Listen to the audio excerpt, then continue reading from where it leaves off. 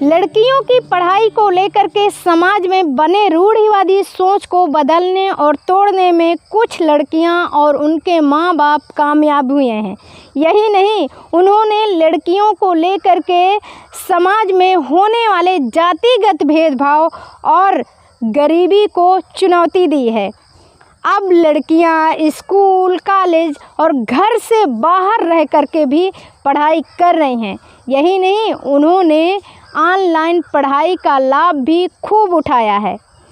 लड़कियां पढ़ाई में कितनी माहिर हैं, कितना उन्होंने अपनी पढ़ाई का डंका बजा दिया है पहले ही, इस बात का अंदाज़ा हर साल बोर्ड परीक्षाओं के नतीजे आने पर पता चल ही जाते हैं।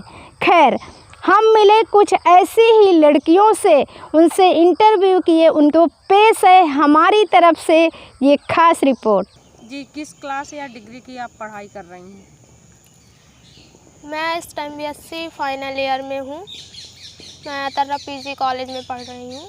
इस टाइम मेरा ग्रेजुएशन चल रहा है और इसके अलावा मैं एक चीज़ की प्रिपरेशन कर रही हूँ, एमएससी एंट्रेंस एग्ज़ाम की।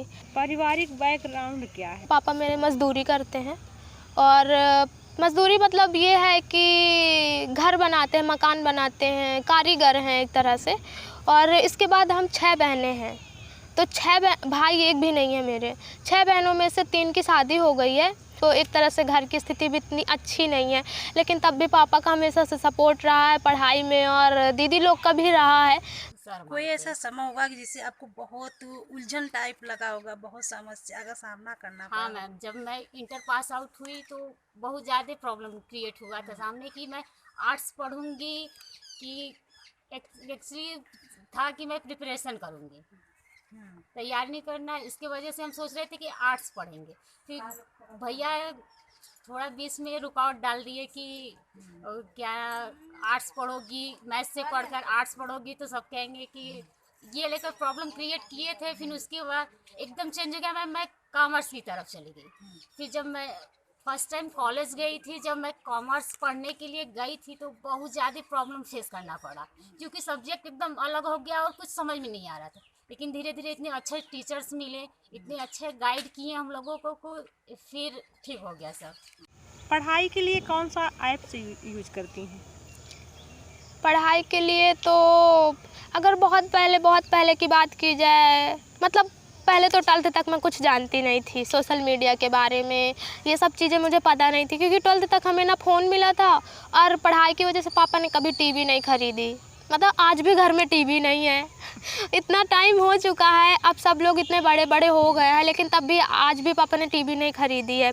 तो आपको पता है ना, टीवी होती तो भी बहुत सारी चीज़ें हमें सोशल मीडिया की चीज़ें पता चलती हैं। अब जब घर में वो साधन ही नहीं है तो कैसे पता चलेगा कि क्या हो रहा है क्या नहीं, बाहर की दुनिया में क्या चल रहा है। हमारा तो बस अपना ही चल रहा था और ऐसे ही कोचिंग करते थे। लेकिन 12th के बाद जब मैं 12th के बाद जब मैं ग्रेजुएशन में आई तो लैपटॉप, आपको पता है ना, वो अखिलेश यादव जब लैपटॉप दे रहे थे तो उस टाइम मैं हाई स्कूल में मेरे अच्छे नंबर आए थे तो मुझे भी लैपटॉप मिला था, लेकिन मैं उसका यूज़ नहीं करती थी। मतलब मुझे पता नहीं था ये सारी चीज़ें कैसे यूज़ करना, क्या कैसे, बस उसमें गाने देख लो थोड़े कुछ बहुत और हो गया, बस रख दो। मतलब इंटरनेट की कोई चीज़ नहीं चलाती थी। लेकिन बाद में जब ग्रेजुएशन में गई तो बड़ी दीदी ने मुझे एक सलाह दी कि तुम नेट का यूज़ करो और चीज़ें देखो कैसे क्या होता है।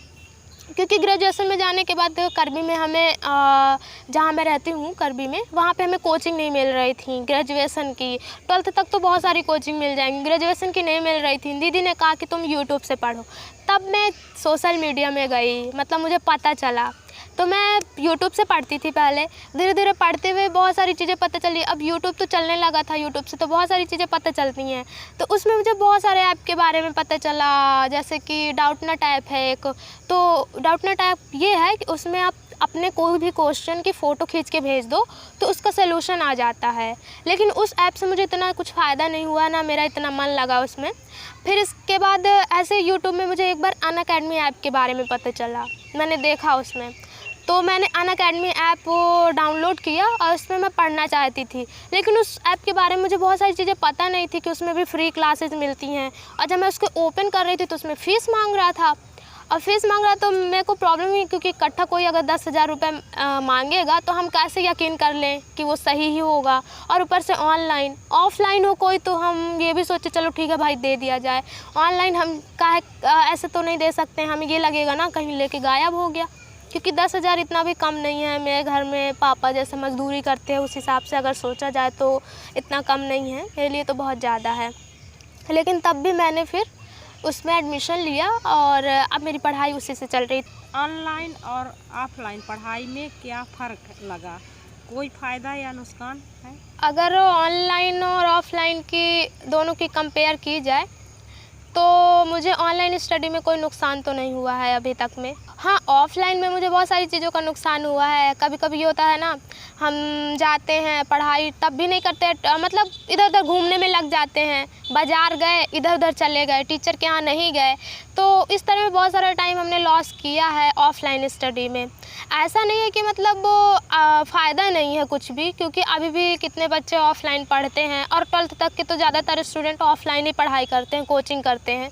तो नुकसान इतना ज़्यादा तो नहीं, लेकिन कहीं ना कहीं उसमें नुकसान हुआ। पर जहाँ तक रही बात ऑनलाइन की, तो ऑनलाइन में मुझे कभी कोई नुकसान नहीं हुआ और हमेशा से फ़ायदा ही फ़ायदा हुआ है। और जब से मैं ऑनलाइन स्टडी करने लगी हूँ, मतलब वो बहुत सारी चीज़ें ऐसी पता चली हैं जो शायद मैंने ऑफ़लाइन में कभी नहीं पढ़ा है किसी टीचर से।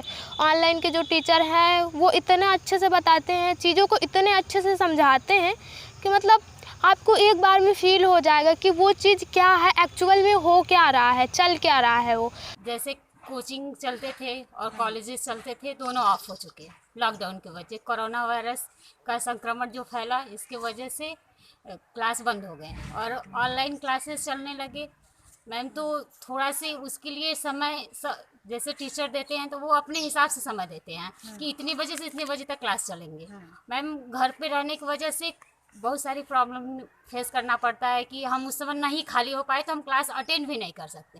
जैसे बहुत सारी प्रॉब्लम रहती है तो हम उसे सर से खुलकर बात नहीं कर पाते हैं ऑनलाइन की वजह से, और वो प्रॉब्लम अंदर ही रह पाता है। ऐसे क्लास चलता था तो हम लोग जाकर सामने खड़े होकर तुरंत अपनी क्वेरीज कर लेते थे और डाउट क्लियर हो जाता था। इस तरह बहुत सारी प्रॉब्लम होती है। पढ़ाई के अलावा और क्या क्या शौक़ है? पढ़ाई के अलावा तो मेरा तो बचपन से बता दूं, मुझे आर्ट बनाना बहुत ज़्यादा पसंद था।